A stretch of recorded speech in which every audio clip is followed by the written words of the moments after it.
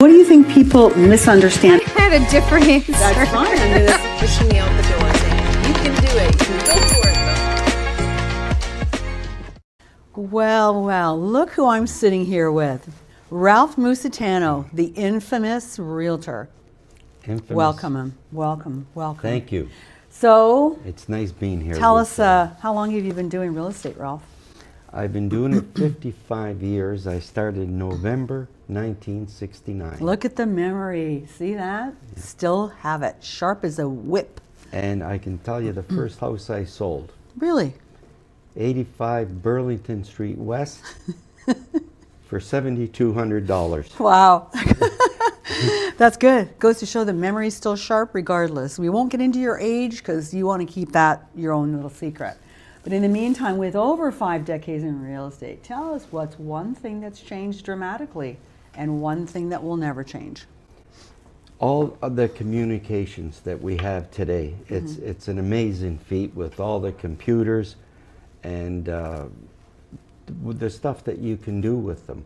And when we first started, you used the corner where the phone booth was, and you'd stop and make your calls, and you had to pick up the client mostly right after supper and then take them around and show them the houses, and then they'd have to think about it. Sometimes they just bought it right there and then. But today it's totally different. Totally different ball game. Yeah, smartphone too, eh? Smartphone, had just the flip phones first. Sure. Pagers. The pagers. I just can't remember where 55 years went. I know. Technology's come a long way, and you God. certainly have embraced all of that, haven't you?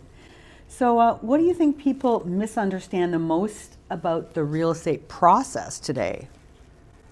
Well, the thing that a lot of them, before they make a decision, before it was your client, today they'll want to interview 2 or 3 different real estate agents that work with different companies, and the very first question that they ask, how much do you charge? Can you do it for 2%? And first question is, the answer would be no, we can't. And then we would go and tell them what we can do. Getting back to the first house of 7,200, I got paid 6%.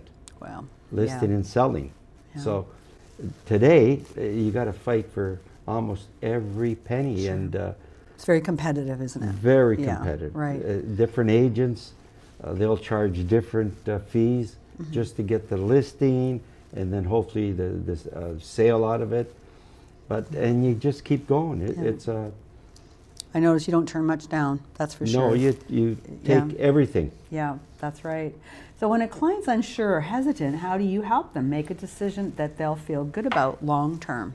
Well, in the long term, I would simply say, look, let's take a step back and look at everything that we've done and what direction would make you feel the most comfortable.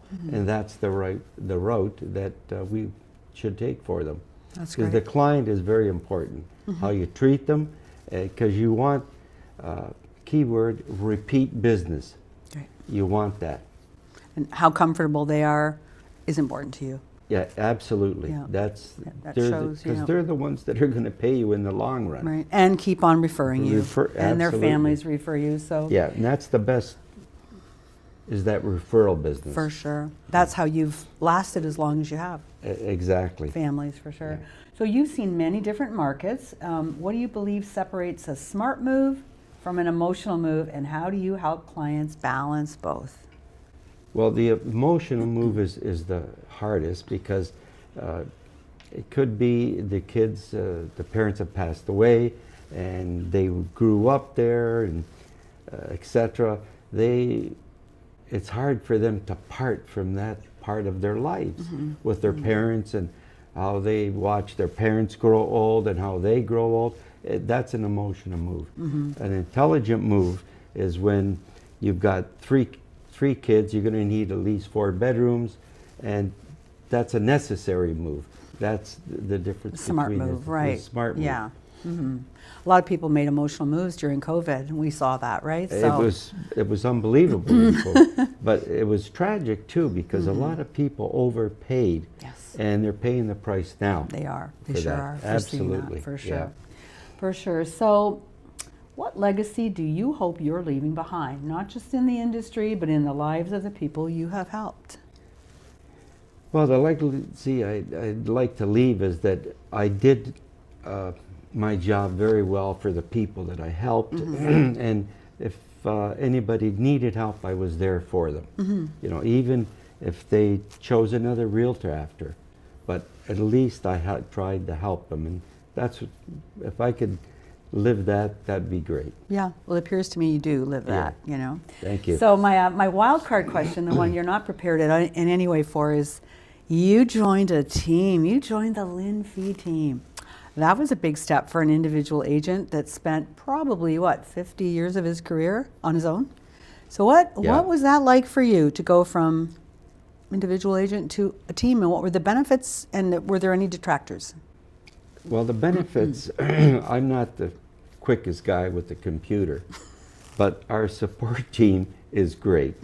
They're really great, and we also have a great team leader. That was one of the factors that made me join the team, and it's a privilege to be working with the Lynn Fee team, and they work so well together. That's the key. Working together. Great, great. Thank you. Anything you'd like to add before we close this little interview, Ralph? Well, I should say, how long do you think you'll be doing this, Ralph? Can you see how much longer this career? as long as I can. Yeah, well, you seem You to know, be doing pretty well. It's great. If you don't love what you're doing, you shouldn't be doing it. That's right. It appears you do.